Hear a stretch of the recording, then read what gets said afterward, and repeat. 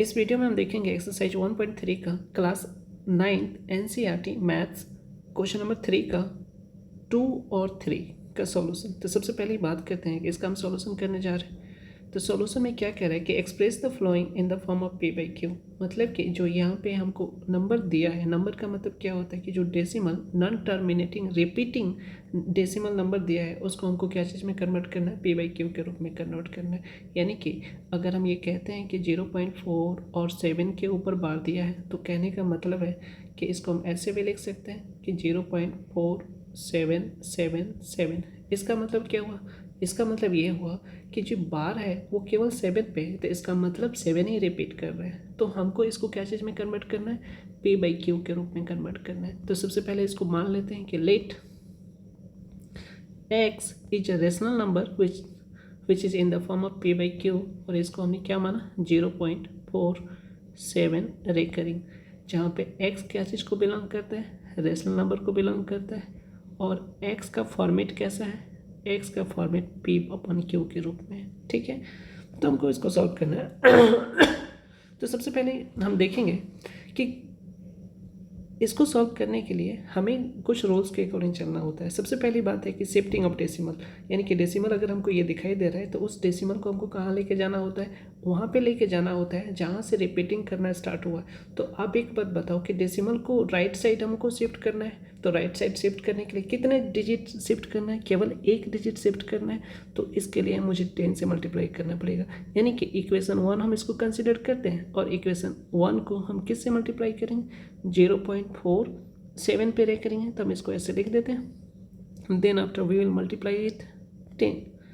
तो आप एक बताओ, इसका मल्टीप्लिकेशन x के साथ हो जाएगा तो दैट इज 10x हो जाएगा, और इसका मल्टीप्लिकेशन इसके साथ होगा तो हम क्या लिख सकते हैं, 4.7 पे क्या हो जाएगा, बार हो जाएगा। अब इससे हमने क्या समझा कि मेरा पर्पस इनिशियली शुरू में यही था कि डेसिमल को हमको वहाँ पे शिफ्ट करना है जहाँ से रिपीटिशन स्टार्ट हो रहा है।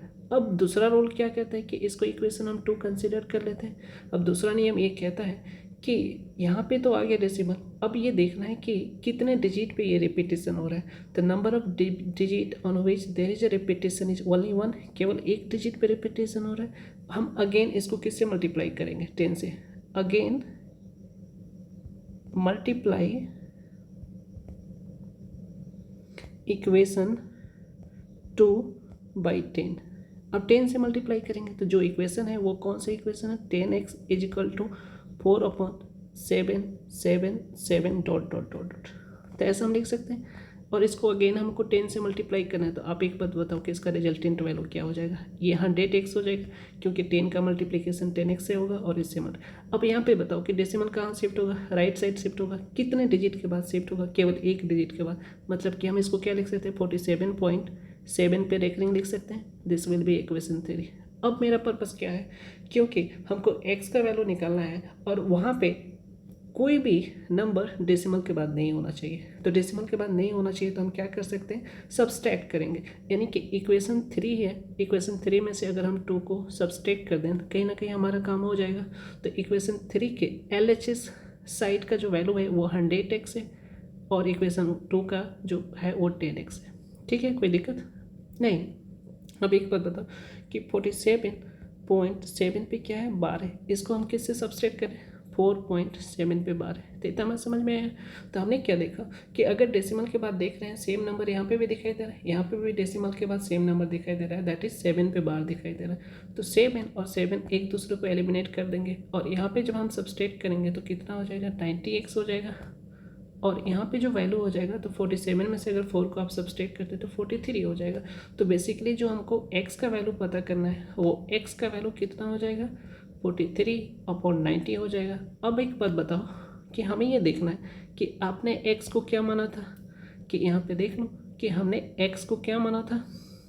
ये वाला वैल्यू हमारा क्या है, x का वैल्यू है 0.4 और 7 पे रेकरिंग। यानी कि हम कह सकते हैं 0.4 और 7 पे रेकरिंग।